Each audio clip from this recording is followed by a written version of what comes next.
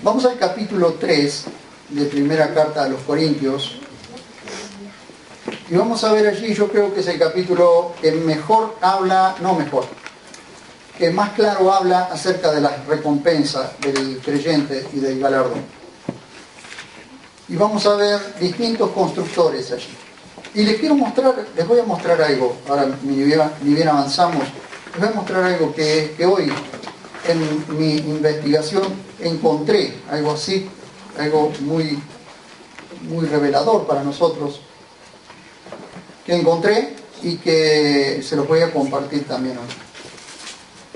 Que nos va a dar bien claro la idea de que Jesús no fue carpintero, sino un constructor, un albañil, un maestro de obra. Entonces quiero mostrarles esto también. ¿Y por qué a nosotros se nos llama constructores o edificadores? ¿Por qué se nos llama edificio de Dios? Y no una carpintería, sino un edificio. Entonces, Dios no nos llamó a ser carpinteros, nos llamó a ser edificadores.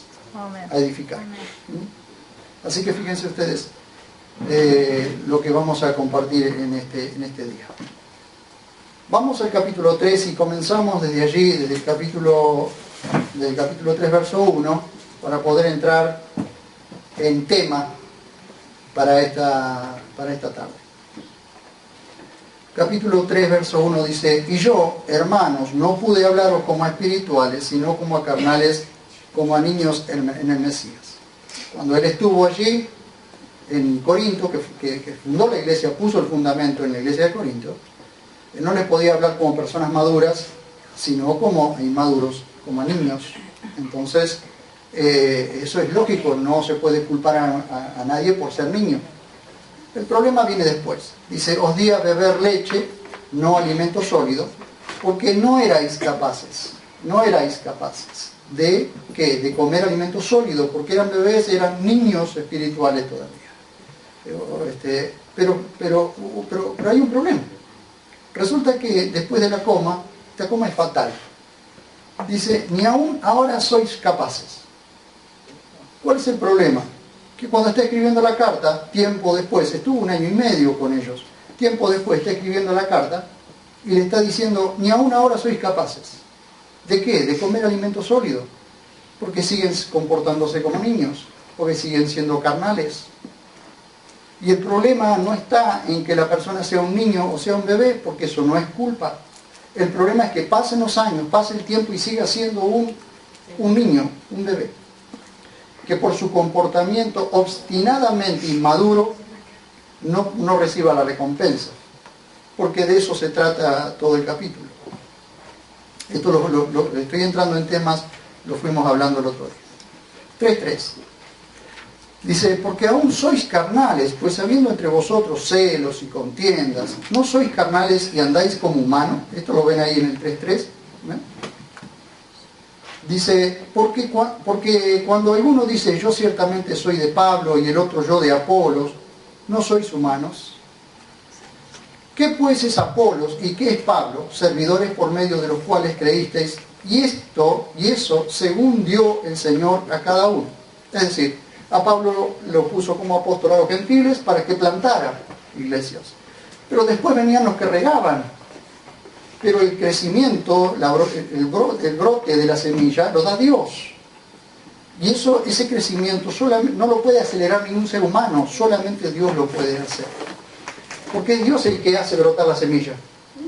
Nosotros, si la cuidamos, si uno siembra, el otro, si uno planta, el otro riega, nosotros somos los que lo cuidamos, pero Dios es el que le da el crecimiento. Esto en lo natural es así: nosotros plantamos la semilla, la cuidamos, pero el que hace brotar la semilla es Dios, naturalmente.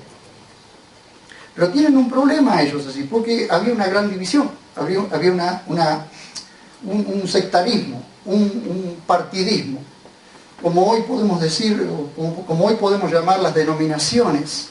Yo soy de esta denominación, yo soy de aquella denominación, y esto ha hecho estragos en el pueblo de Dios.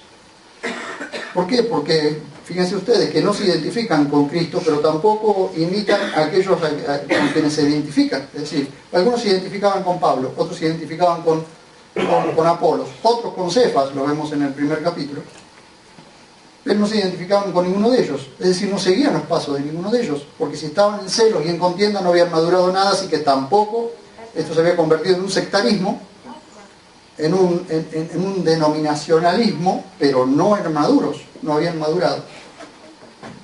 Y permítanme decirles una cosa. ¿Por qué dicen yo de Pablo y dicen yo de Apolos? Bueno, yo les expliqué el otro día cuando dice yo planté, eso lo encontramos en Hechos capítulo 18, verso 4 al 11, que Pablo llega a Corintio, está 1 año y medio con ellos. Pero después de Pablo viene a regar la semilla que Pablo había plantado, Apolos. Por eso dice Apolos regó, porque eso lo encontramos en el libro de los Hechos, en el mismo capítulo 18, del verso 24 al 28. Pero tenemos un tema de preferencias. ¿Por qué? ¿Por qué sucede esta división? Algunos con Pablo, otros con Apolos. Es por una cuestión de preferencias.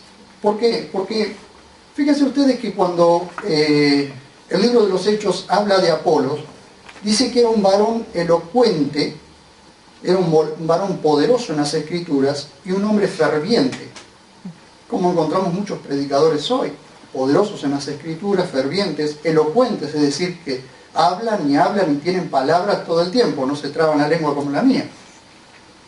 Pero entonces mucha gente se inclinaba por eso. Pero ¿qué pasaba con Apolos? Apolos, cuando llega a Corintio, conocía solamente hasta el Evangelio de Juan. Es decir, ni conocía la crucifixión, ni la resurrección, ni lo que había pasado en Pentecostés. Conocía solamente el Evangelio del Reino y no el Evangelio de la Gracia. Entonces lo toman Aquila y Priscila, lo ponen aparte y le enseñan todas las cosas del camino del Señor y le enseñan sobre la resurrección. Así que si era un hombre poderoso en las Escrituras y conocía solamente hasta el Evangelio de Juan, imagínense conociendo el Evangelio de la Gracia. ¿Hasta dónde podía llegar? Entonces mucha gente se inclinaba por Apolos porque era elocuente, era ferviente, era un hombre que predicaba y le ponía todas las fuerzas. A diferencia de Pablo, que Pablo mismo dice que él era tosco en la expresión, pero no en el conocimiento. Es decir, un hombre que quizás para comunicarse no le era fácil, porque era tosco, pero sí, pero escucharlo en su conocimiento, era maravilloso estar horas escuchándolos, aunque fuera tosco. Entonces había personas que se inclinaban por la elocuencia de Apolos y otros por el conocimiento de Pablo.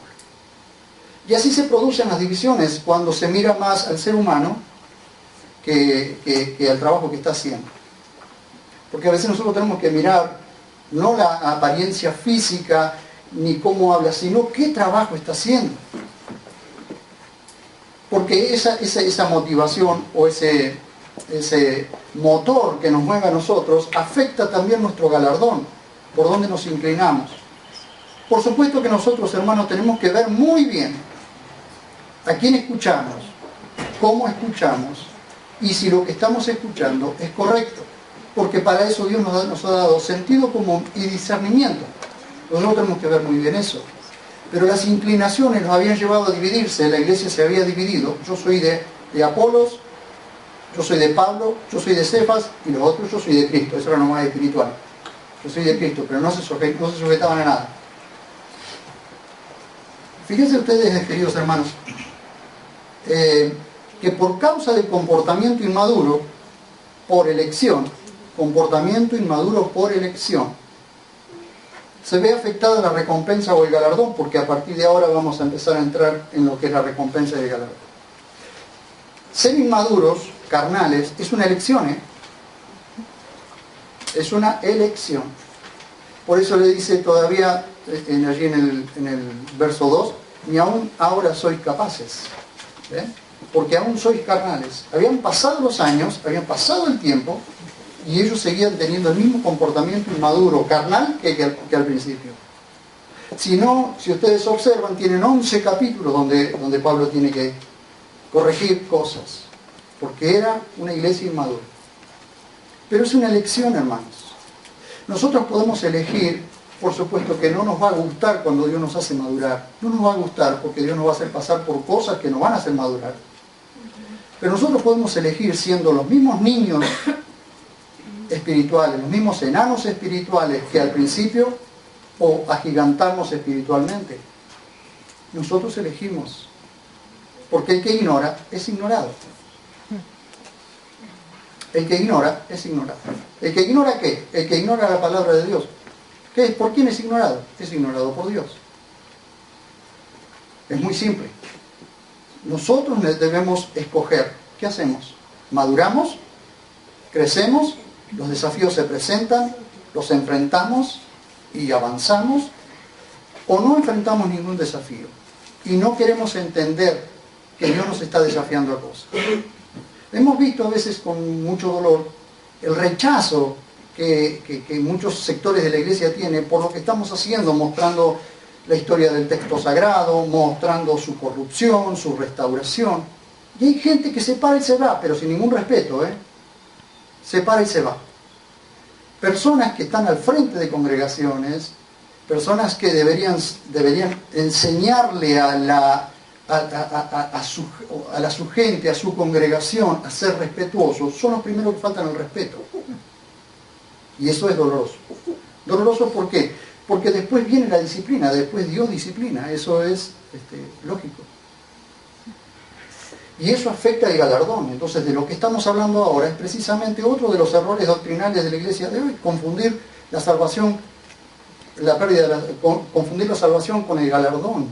Dos cosas que son diferentes. Uno puede perder el galardón, perder la recompensa, ya lo vamos a ver, pero no la salvación. Y eso es otra falta de madurez en la iglesia de hoy también. Seguir creyendo que nosotros podemos mantenernos salvos, eso también es una falta de maduración. La palabra neófito, a veces usamos la palabra neófito como si fuera un insulto. Pero la palabra neófito tiene que ver con recién convertido, recién plantado.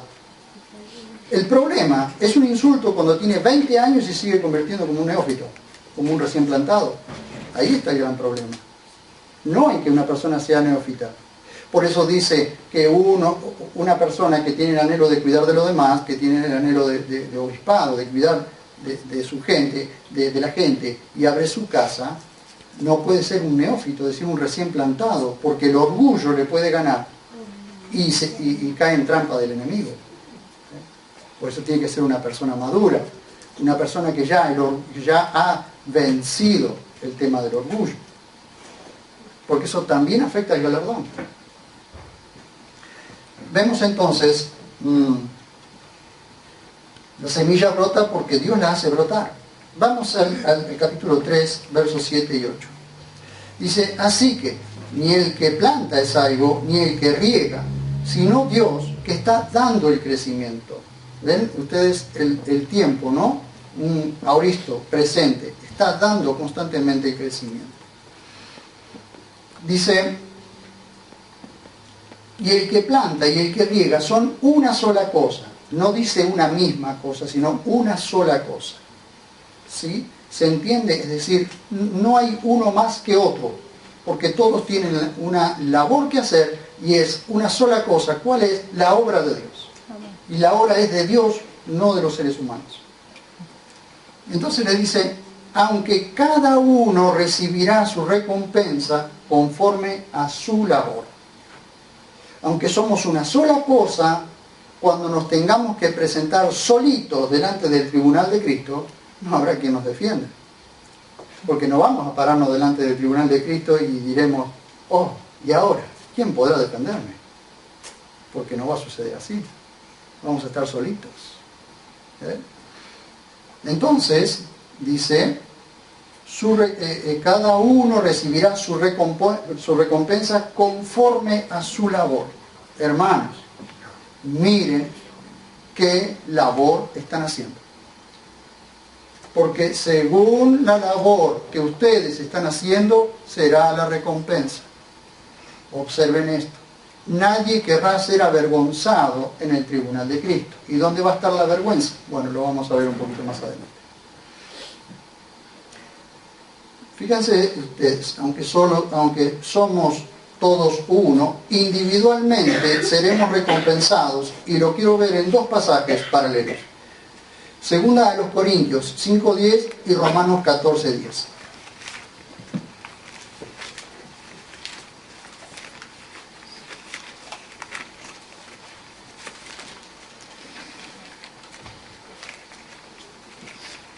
Fíjense qué claro está esto. Podemos leer el 9 para poder entrar en té. Dice el 9, página 1188. Dice: por lo cual también procuramos, ya presentes o ausentes, serle agradables. ¿A quién? Al Señor. Porque es necesario que todos nosotros comparezcamos ante el tribunal del Mesías o ante el tribunal de Cristo, para que cada uno recoja lo que practicó estando en el cuerpo, sea bueno o sea malo. Sea bueno o sea malo. Las dos cosas tendrán su recompensa, la recompensa por lo malo o la recompensa por lo bueno. Fíjense ustedes, y vamos a Romanos. Les dije 14 días.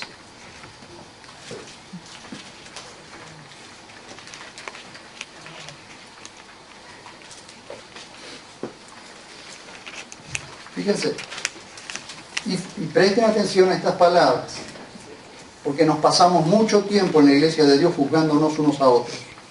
Pero cuidado, cuidado. Porque lo que nosotros tenemos que hacer es quizás juzgar lo bueno o lo malo para asistir a los hermanos, para ayudarlos, pero no señalar con el dedo. Pero tú, ¿por qué juzgas a tu hermano? O también tú. Fíjense, como si Pablo estuviera frente a dos personas y le dijera a uno, ¿por qué juzgas a tu hermano? Pero tú, ¿por qué juzgas a tu hermano? O tú. O también tú, ¿por qué menosprecias a tu hermano? Porque todos compareceremos ante el tribunal de Dios. Todos compareceremos ante el tribunal de Dios. Por supuesto, si creemos que Cristo es Dios, estaremos delante del tribunal de Dios. ¿Ven ustedes? Entonces, tenemos: y el que planta y el que riega son una sola cosa, aunque cada uno recibirá su recompensa conforme a su labor. Porque somos colaboradores de Dios. Es decir, ¿colaboradores con quién?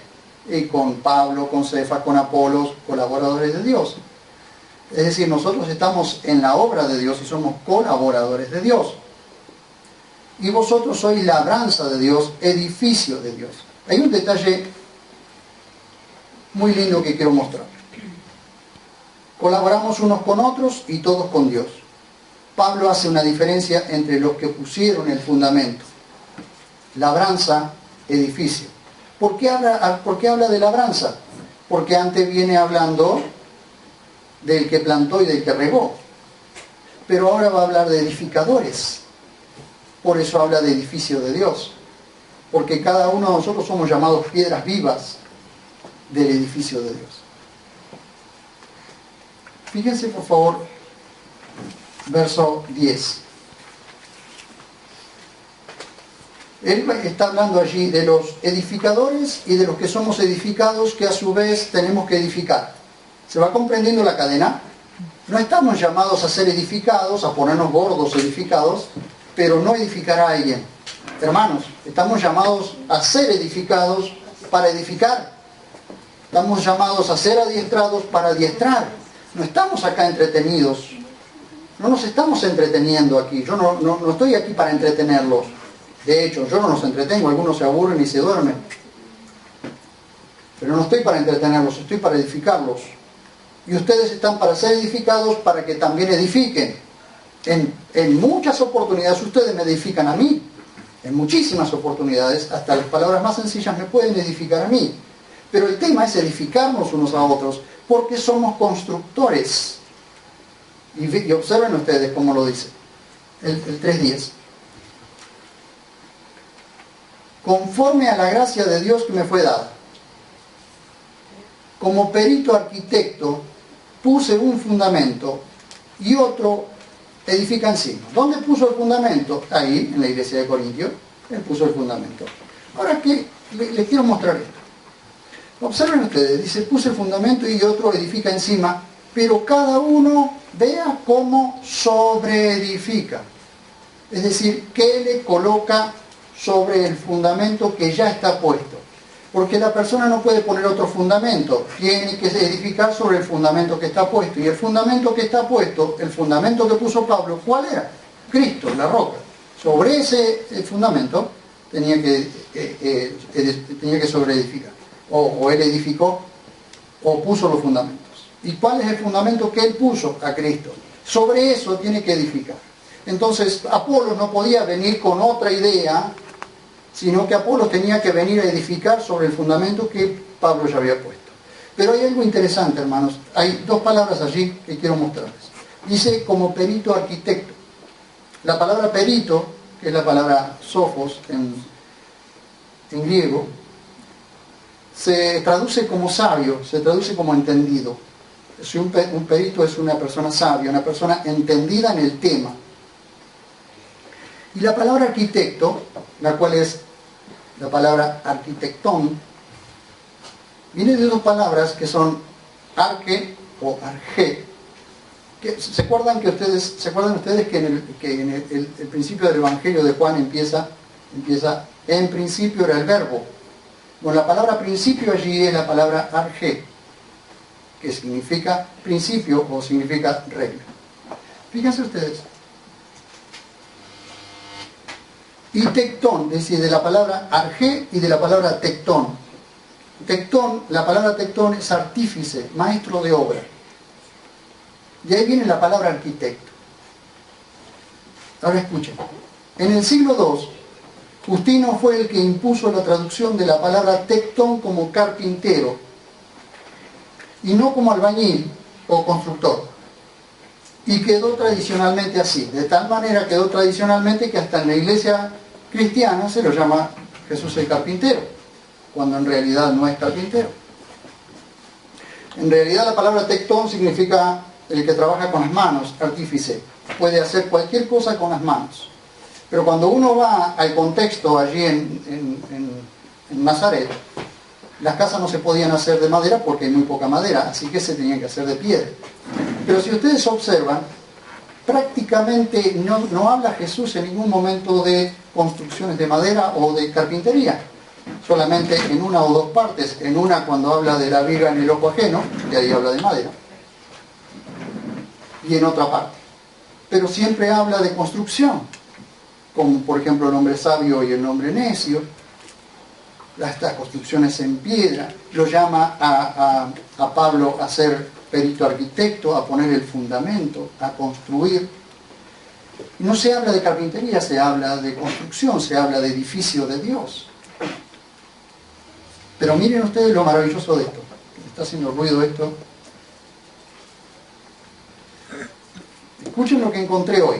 En un sitio que lo encontré, no sé si por casualidad o causalidad. Dice Vicente Alcoseri. Escuchen esto, por favor. Moderador del foro secreto masónico. Miren.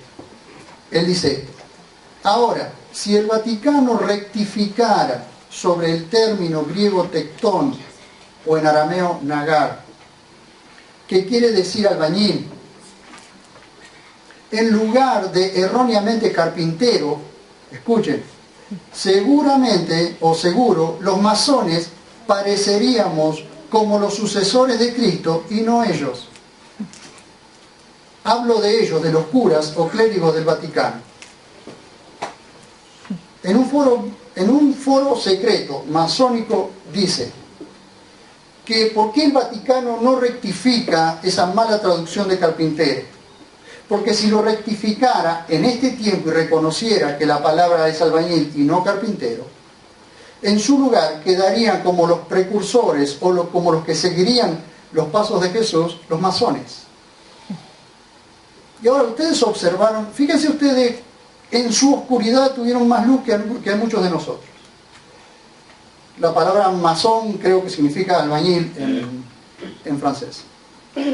Si ustedes observan todos los símbolos de la masonería, van a ver que no tienen nada que ver con la carpintería, sino con la construcción. ¿Por qué el Vaticano no reconoce entonces que se equivocaron en el siglo II? Porque quedaría en evidencia. Entonces los masones se arrogarían el título de seguidores de Cristo. ¿Cómo ellos tienen luz? Y nosotros por años hemos estado creídos que Jesús era el carpintero, y los cuadros, y lo muestran con un buril y haciendo muebles. ¿Cómo tuvieron ellos esa luz? Porque Satanás sabe quién era Jesús. Satanás sabe que no era carpintero, que era albañil. Entonces, ¿a quién le dio la directiva? A los masones. Y nosotros estuvimos con los ojos cerrados. Dios mío. Fíjense ustedes, queridos. Entonces Dios nos llama a nosotros a edificar, a ser edificadores, a poner un ladrillo más. Hay un hermoso libro que les recomiendo que lean de Jack Swindoll, que se llama Otro ladrillo en la pared, o Alcánzame otro ladrillo, hablando de la construcción del muro en el tiempo de Nehemías. Un muy buen libro. Porque somos constructores, hermanos. Qué bárbaro. Como apóstol a los gentiles le fue dado el encargo de diagramar bajo la dirección del Espíritu Santo el edificio con su fundamento. Pero a partir de allí cada uno de nosotros tiene que ver cómo construye. Y quiero ver con ustedes varios tipos de constructores, cuidadosos o diligentes, descuidados o negligentes, y constructores, malos constructores o falsos constructores, como lo vamos a ver ahora. 3:11. Lean conmigo, por favor. Porque nadie puede poner otro fundamento que el que está puesto, el cual es Jesús el Mesías. Nadie puede poner otro fundamento, claro, porque el fundamento sobre el cual la iglesia está siendo edificada por Dios es sobre el fundamento de Cristo.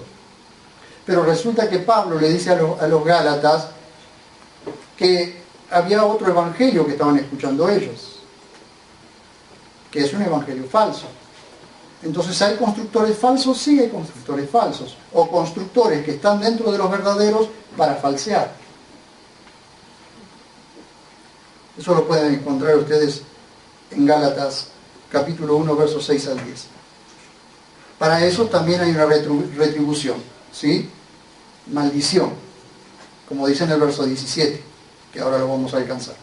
Dice 3:12.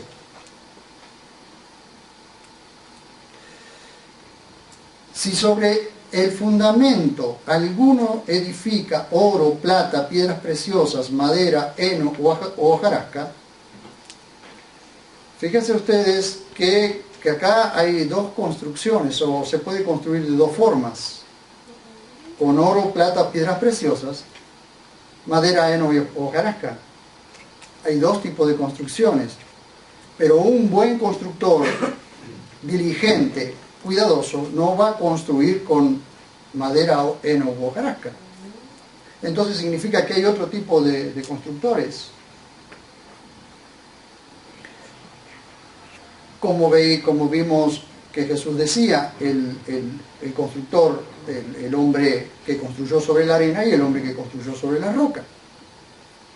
Todo hogar que se construya sobre la arena se va a desmoronar, porque no tiene de dónde agarrarse, porque donde vienen los vientos de la vida, donde vienen las pruebas, se cae. Fíjense ustedes, verso 13, por favor. El verso 13 y 14. La obra de cada uno se hará manifiesta, porque el día la mostrará.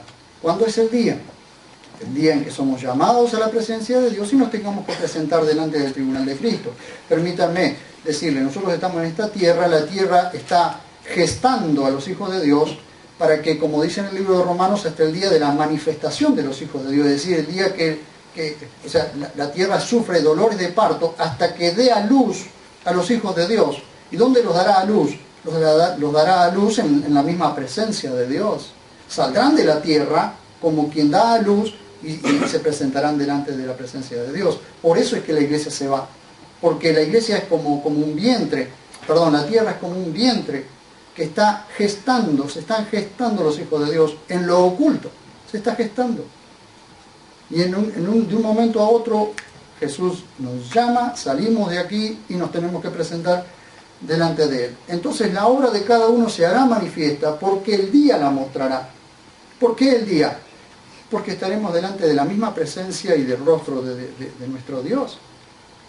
Entonces dice, pues con fuego está siendo revelada y el fuego probará la clase de obra de cada uno. ¿Cómo dice la Biblia que son los ojos de Dios o los ojos de Cristo? ¿Cómo llamas? De fuego.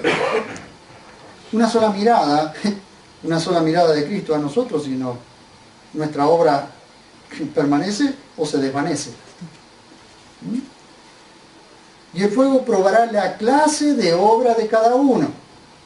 Entonces, ¿por qué tenemos que hablar de esto hoy?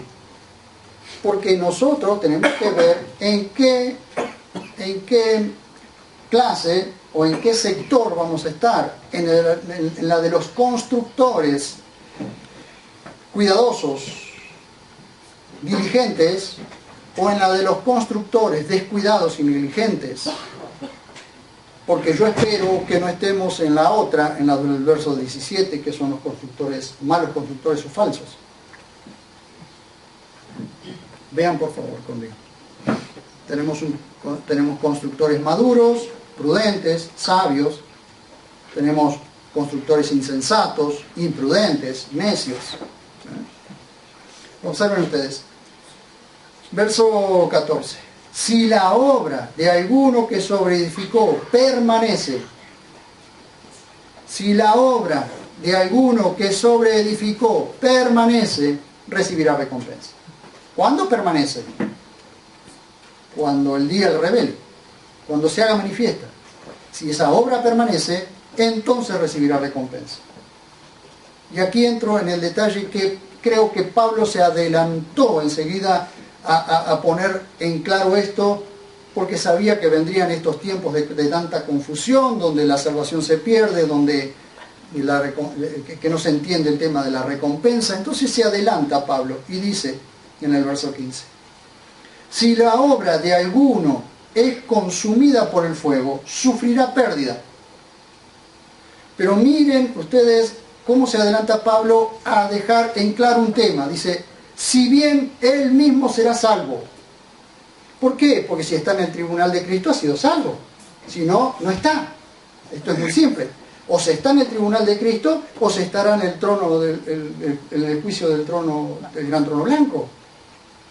Pero si estamos en la presencia de Dios es porque hemos sido salvados. Entonces le dice, si bien él mismo será salvo, pero fíjense, aunque así como a través del fuego. A ver, querido, si se te prende fuego la casa, vas a tratar de sacar el televisor, la cama, el ropero, la ropa. No, se te prendió fuego la casa, salís corriendo, lo primero que querés salvar es por lo menos tu familia. No importa que se prenda fuego todo, pero tu familia la salvará. Entonces la idea de Pablo es esta, que serán salvados aquellos negligentes edificadores, serán salvados y serán salvos y se presentarán allí, pero perderán la recompensa. Porque ¿de qué cosa lo puede recompensar Dios? Después vamos a ver qué clases de recompensas hay. Pero el galardón, dice allí en Apocalipsis, he aquí vengo pronto y mi galardón conmigo. Y en otra parte dice, para recompensar cada uno según su obra. Entonces, ¿cuál es el llamado que Dios está haciendo hoy? A construir, hermanos. Y a ver cómo construimos nosotros. Primero, cómo construimos en nuestra propia vida para poder construir o edificar en la vida de otros. Porque no todos van a estar parados de este lado. Pero sí todos tienen familias, tienen amigos, tienen conocidos, tienen parientes. Entonces tienen que ver en vos la edificación. ¿Qué clase de edificio estás haciendo? ¿O estás formando? ¿Qué clase de ladrillo le estás colocando? ¿Qué clase de material hay en tu vida? Y permítanme decirles, esos dos grupos de tres, que son oro, plata y piedras preciosas, el primer grupo es lo que edifica el Espíritu Santo a través de tu vida. ¿Cuánto le dejas al Espíritu Santo que edifique a través de tu vida? Por eso, cuanto más nos rendimos delante de Dios, la edificación será más preciosa. Porque Dios no quiere que edifiquemos nosotros. Dios quiere edificar a través de nosotros. Entonces, cuando nuestro corazón se rinde, nuestra vida se rinde delante de Dios, entonces Él edifica a través de nuestras vidas. Edifica oro, plata o piedras preciosas. ¿Para qué? Para poder luego recompensarnos. Pero nuestra carne también edifica, hermanos. Nuestra humanidad vieja, nuestra vieja naturaleza también edifica. ¿Y qué edifica? Madera, heno, hojarasca. ¿Y saben qué es eso? Es edificar con nuestras propias fuerzas, sin permitir al Espíritu Santo que sea el que guíe nuestras vidas. ¿Por qué la gente no lo hace? Porque no le gusta. Porque no quiere. Porque cuando nos metemos en los ríos de Dios hay que nadar, hermanos. Pero lo bueno es que cuando nosotros nos ponemos en sus manos, las cosas son más sencillas, hermanos. Fíjense ustedes cuando allí en el libro de Ezequiel, creo que es, lo llama a Ezequiel y un varón se mete a las aguas y primero le da hasta las rodillas, luego le da hasta los lomos y luego sale nadando. Después ya no podía caminar, pero la corriente lo llevaba, entonces iba liviano. Yo les pregunto, hermanos, ¿por dónde es más fácil caminar o por dónde es más fácil andar? En la corriente. Porque si vos querés correr o caminar o andar en la orilla, es muy probable que te lastimen los pies con los caracoles, que no puedas correr, que no puedas caminar. ¿Por qué? Porque en el río del Espíritu funciona completamente diferente. Cuando la corriente del Espíritu te lleva, entonces es más sencillo. Porque es como quien sabe nadar y flota. Entonces no es una cuestión de quedarnos en la orilla de la obra, sino meternos enteramente en la obra que Dios quiere. ¿Por qué? Porque quiere recompensarnos. Sencillamente por eso.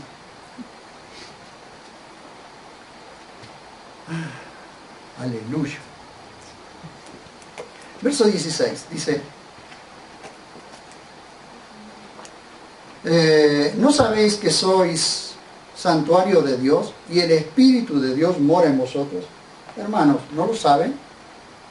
Pablo le está diciendo, queridos hermanos, ¿no saben ustedes que el Espíritu de Dios mora en ustedes? Entonces, ¿por qué no hay una maduración?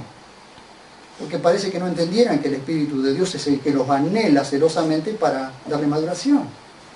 Y el Espíritu te anhela celosamente, hermano. Te anhela celosamente, hermano. Con celos maritales, sos suyo. Nada más, suyo. Listo. No estás compartido con otro, porque cuando tu vida está compartida con otra cosa, no hay pérdida de recompensa. Y eso no significa, como dicen algunos, que abandone padre, madre y todo, y deje todo. No está diciendo eso. Está diciendo en qué lugar está puesto Dios en tu vida.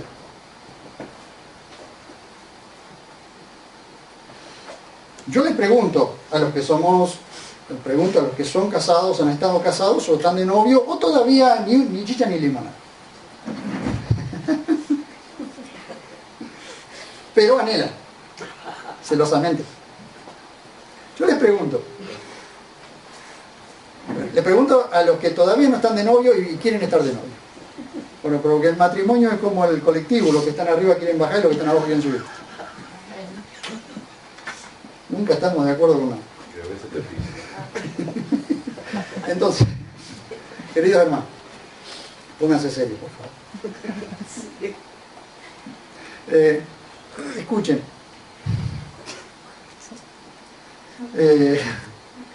Los que están solos y se quieren poner de novio y se ponen de novio, ¿les gustaría que ese novio o la novia tuviese un cuadrito de su antigua novia arriba ahí en exhibición? No le gustaría.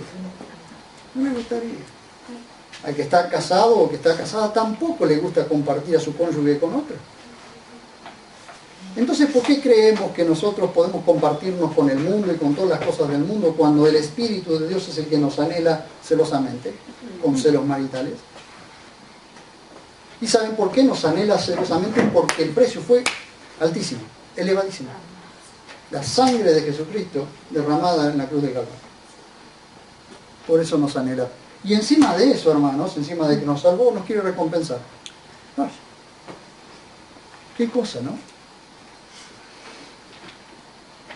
Prestemos atención a quién pertenece la obra. Le dice, ¿no sabéis que sois santuario de Dios y el Espíritu de Dios mora en vosotros? Dice, Corintios, ¿no saben eso?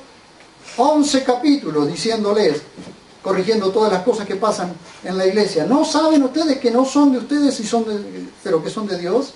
Y que el que está en ustedes es el que los anhela celosamente. ¿Hasta cuándo? Tendré que darles de tomar leche, porque no puedo darles alimento sólido. Eso es lo que le está diciendo Pablo.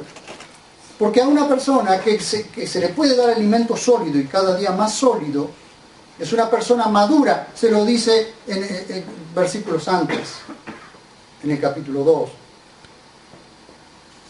Es una persona madura, y la persona madura es una persona recompensable, porque su labor es diligente, cuidadosa.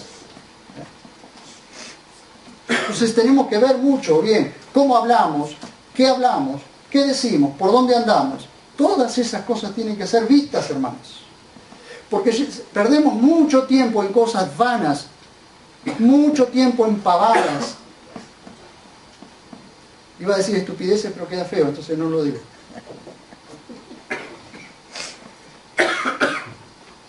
No sea cosa que alguno se me ofenda. Fíjense ustedes, hermanos. Versos 17, y acá nos encontramos con otro constructor. ¿No sabéis que sois santuario de Dios y el Espíritu de Dios mora en vosotros? Si alguno destruye el santuario de Dios, Dios lo destruirá a él. Porque el santuario de Dios es santo, el cual sois vosotros. Está hablando de vosotros, de los constructores verdaderos, algunos cuidadosos, otros negligentes, pero está hablando ahora de otro tipo de constructor, un mal constructor, un constructor que empaña la obra, un constructor que usa malos materiales. Y nosotros tenemos que prever eso, hermanos. ¿Por qué nosotros necesitamos entender lo que la palabra de Dios dice? Porque tenemos que aprender a escuchar a los constructores. Porque tenemos que aprender correctamente para enseñar fielmente. Todos. Y esto no es para los pastores solamente, es para todo el pueblo de Dios. Porque todo el pueblo de Dios construye. Hay personas que con sus manos construyen. Y otros que con esas mismas manos destruyen. Entonces, Pablo hace una advertencia. Si alguno destruye el santuario de Dios, es decir, si alguno está colocando, no solo sobre el fundamento, está colocando otro fundamento, está intentando colocar otro fundamento que no es Cristo. Entonces, si otro está tratando de colocar ese fundamento para destruir el edificio de Dios, Dios lo destruirá a él. Miren qué clara que es la palabra. Dice, entonces tenemos el verso 17. El perverso, que no le importa la obra, sino él mismo y sus propios intereses y sus propios razonamientos egocéntricos, que se mezcla entre lo verdadero, pero con malas intenciones. Porque vamos a tener de todo esto también, constructores que están metidos, que están mezclados.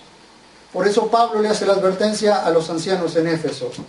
Vendrán días en que saldrán de entre vosotros lobos feroces que querrán destrozar el rebaño. Y dice, saldrán de vosotros.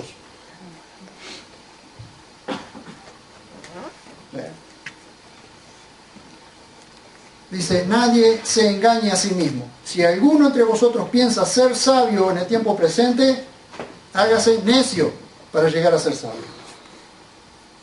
La sabiduría de este mundo es terrenal, diabólica.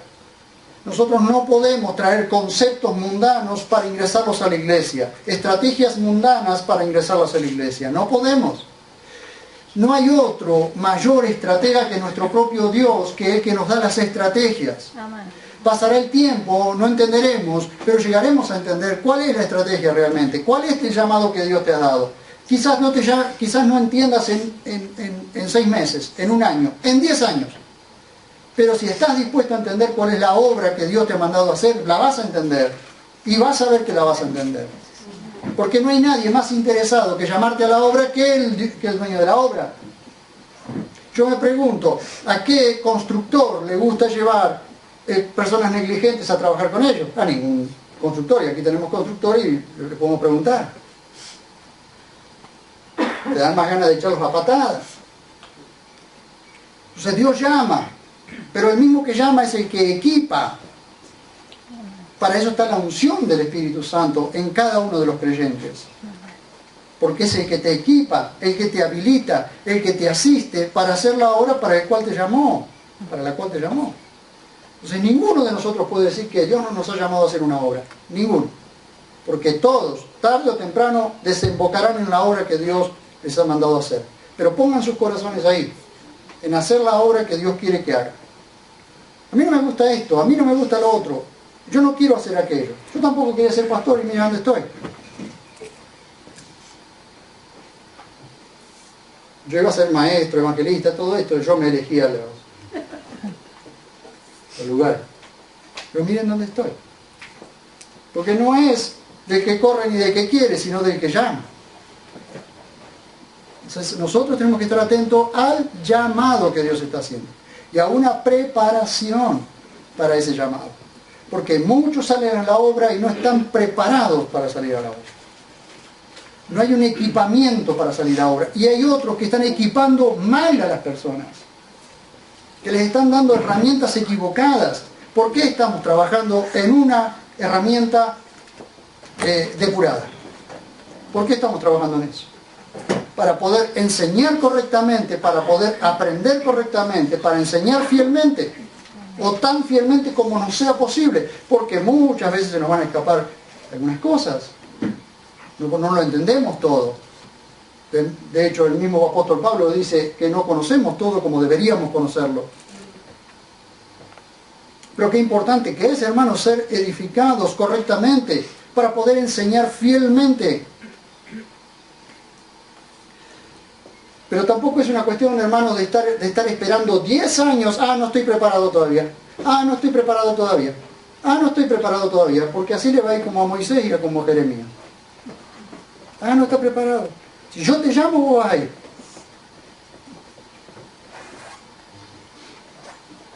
Fíjense ustedes.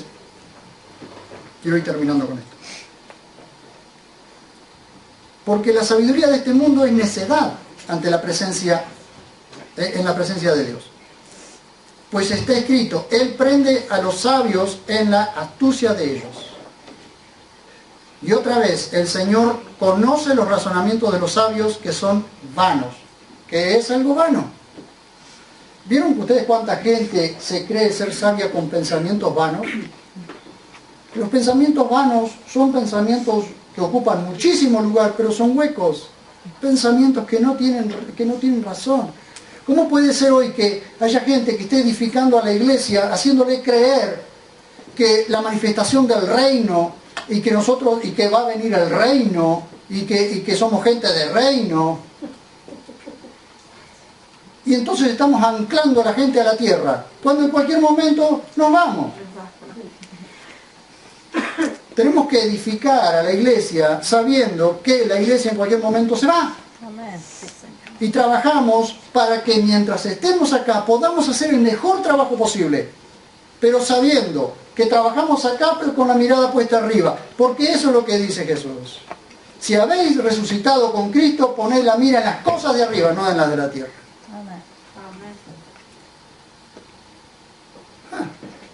Entonces, tenemos los Kingdom Now, el reino ahora, que están edificando a la iglesia pensando en que el reino va a ser establecido ahora y que va a venir un avivamiento y que va a venir una evangelización mundial. Mentira de Satanás, en ninguna parte te dice que haya evangelización mundial ni haya avivamiento. Te dice que hay apostasía, que hay gente que se aleja. Cada día más. Y fíjense ustedes, observen y den gracias a Dios que no son de los que se alejan. Si no, me quedo solo. Pero hay gente que tiene comezón de oír la sana doctrina, le pica la oreja, está como el perro sarnoso, salvando la distancia. ¿Vieron qué hace el perro sarnoso? Se echa en un lugar y le pica y se rasca y se corre del lugar porque piensa que el lugar tiene sarna y se va a otro lugar, pero resulta que la sarna se va con él. Entonces aquellos que están como el perro sarnoso, les parece que en ese lugar no hay bendición. Entonces se van a otro y se llevan la sarna con él. Porque hay personas que no les interesa escuchar lo que realmente les va a edificar, les va a añadir un ladrillo más. No para hundirlo, sino para edificarlo. Pero andan, escuchen, muchas veces, y perdonen que me extienda, pero ya me vale. Hay veces que me han dicho, ¿por qué no dan mensajes motivacionales y qué sé yo? ¿Ustedes piensan que la gente va a ser edificada con mensajes motivacionales? Que en Cristo hay poder, que en Cristo hay victoria, pero si lo que necesita escuchar es lo que la palabra de Dios le dice, porque eso lo va a edificar. Ahora, ustedes se van de aquí esta noche con un pensamiento diferente, porque si no les cambió el pensamiento, algo pasó, o estaban mirando por otro lado. Pero entonces, a partir de hoy vemos, porque también los resultados los tenemos por YouTube, los tenemos por Facebook, y obsérvenlo. Gente que está descubriendo que hay cosas en la Biblia que nunca las había visto, nunca las había escuchado, como me pasó a mí. ¿Ven? Entonces estamos puestos para edificar, hermanos. Y algunos de ustedes van a ser puestos, Dios va a poner el anhelo en sus corazones de cuidar de los demás. Por supuesto, hay requisitos. Y algunos de ustedes van a abrir sus casas para recibir gente, sin que eso se produzca una división, porque va a ser una suma. Y cosas así. ¿Por qué nos reunimos los sábados a la noche, que es lo más cercano al domingo bíblico, o al primer día de la semana?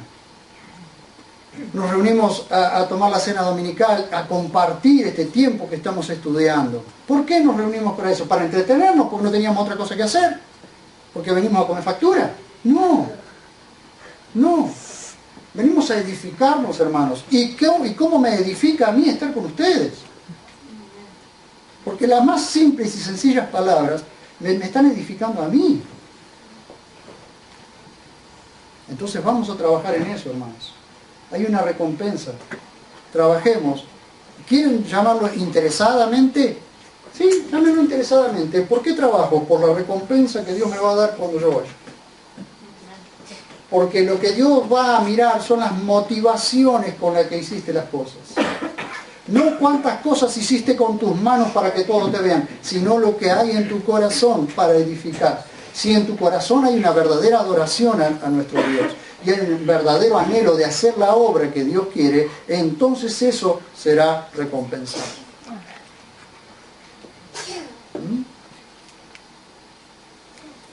Fíjense ustedes, hermanos. Terminamos. Así que nadie se gloríe en hombres. ¿Qué les estaba pasando? Yo soy de Pablo, yo soy de Apolo, yo soy de Cefas, yo soy de Cristo. Así que nadie se gloríe en hombres, ya sea Pablo, ya sea Apolo, ya sea Cefas, ya sea el mundo, ya sea la vida, ya sea la muerte, ya sean las cosas presentes, ya sean las cosas venideras, todo es vuestro, todo de ustedes. ¿Para qué andar peleando si es todo de ustedes? Es todo mío. Y algunas cosas las dejaré atrás. Y vosotros del Mesías y el Mesías de Dios. Miren qué lindo. Trabajemos. A ver, ¿qué te toca hacer? ¿Qué te manda Dios a hacer en los próximos 10 minutos, 20 minutos. El día de mañana, cuando te levantás y te pones de rodillas delante de Dios y orás, Señor, guíame para ver qué es lo que vos querés que yo haga. ¿Qué falta que nos hace ponernos de rodillas todas las mañanas? La iglesia primitiva hacía énfasis en la oración. La iglesia moderna hace énfasis en la plata. Miren ustedes. Qué gran diferencia. El primer servicio que nosotros hacemos en el día es el de la oración, ¿saben? Que todas las oraciones están delante de Dios, ninguna se pierde. Pueden orar todos juntos, pero Dios sabe quién es el que está orando. Puede haber 25.000 Robertos orando, pero Dios sabe qué Roberto está orando. Por decirle un nombre, ¿no? El primer servicio que nosotros no lo hacemos es el de la oración. El segundo servicio es el de ser guiado por Él para predicar el Evangelio, para anunciar las buenas nuevas. A eso nos ha llamado Dios. Y todo esto encierra una cosa, la edificación del cuerpo de Cristo, el adiestramiento del cuerpo de Cristo. Y todos somos edificadores, hermanos. ¿Qué vamos a hacer? Les dejo esa preguntita así, picando. ¿Qué vamos a hacer? ¿Qué vamos a hacer con lo que tenemos? Siempre decimos, hagamos todo lo que podemos con lo que tenemos a mano. Así como hizo Sangar, que mató 600 filisteos con una aguijada de buey, con un palo largo, con una punta, con lo que tenía a mano defendió a Israel. No anduvo buscando herramientas, ni armas sofisticadas, ni nada. Venían los filisteos, cazó la caña o el palo ese con una punta y a insertar filisteos. Hizo todo lo que podía con lo que tenía a mano. ¿Amén? Amén.